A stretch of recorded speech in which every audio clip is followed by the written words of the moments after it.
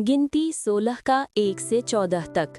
कोरह जो लेवी का परपोता कहात का पोता और येसार का पुत्र था, वो एलियाब के पुत्र दातान और अबीराम और पेलेत के पुत्र ओन, इन तीनों रूबेनियों से मिलकर मंडली के 250 प्रधान जो सभासद और नामी थे उनको संग लिया।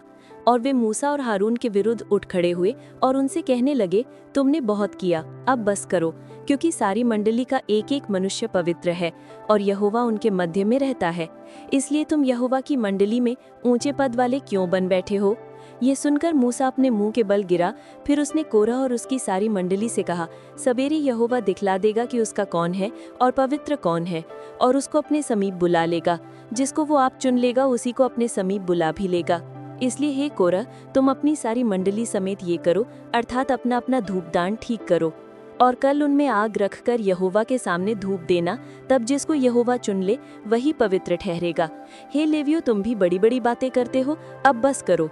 फिर मूसा ने कोरह से कहा, हे लेवियो सुनो, क्या ये तुम्हें छोटी बात जान पड़ती है कि इस्राएल के परमेश्वर ने तुमको इस्राएल की मंडली से अलग करके अपने निवास की सेवा करने और मंडली के सामने खड़े होकर उसकी भेंट टहल करने के लिए अपने समीप बुला लिया है, और तुझे और तेरे सब लेवी भाइयों को भी अपने समीप बुला लिया है।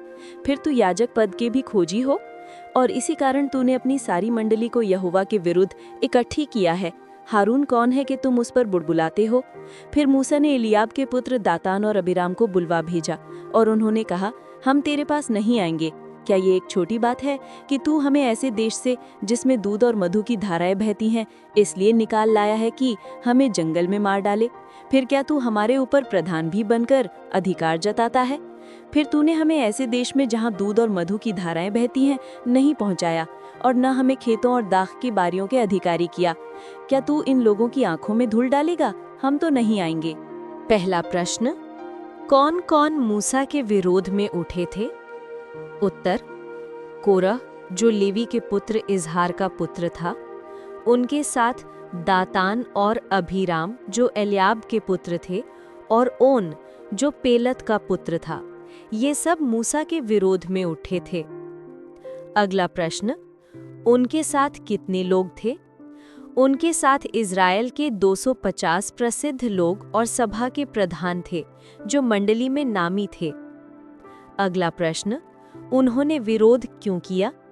उन्होंने मूसा और हारून से कहा, तुम बहुत बढ़ गए हो, क्योंकि सारी मंडली सब पवित्र हैं और यहोवा उनके बीच में है। फिर तुम अपने आप को यहोवा की मंडली के ऊपर क्यों उठाते हो? क्या तुम हमें प्रभु बनकर शासन करोगे? वे इसलिए विरोध कर रहे थे कि मूसा और हारून ने खुद को ऊंचा बना लिया है और याजक का काम केवल वही करना चाहते हैं। उनका असली कारण था ईर्ष्या, घमंड और पद की लालसा।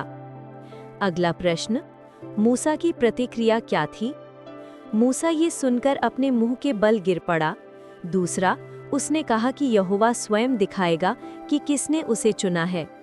तीसरा, उसने कोरह और उसके लोगों को कहा कि वे धूपदान लें और यहोवा के सामने रखें। अगला प्रश्न, दातान और अबीराम ने क्या कहा?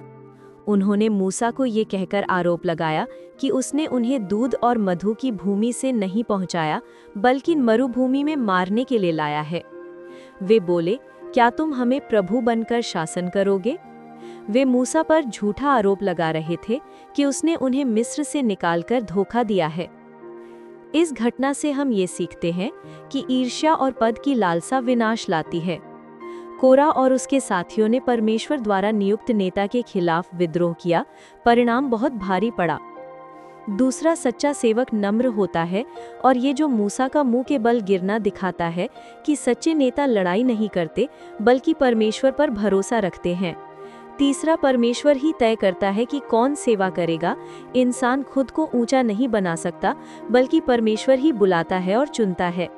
चौथा, कृतज्ञता यानी अनग्रेटफुलनेस का हृदय अंधा बना देता है।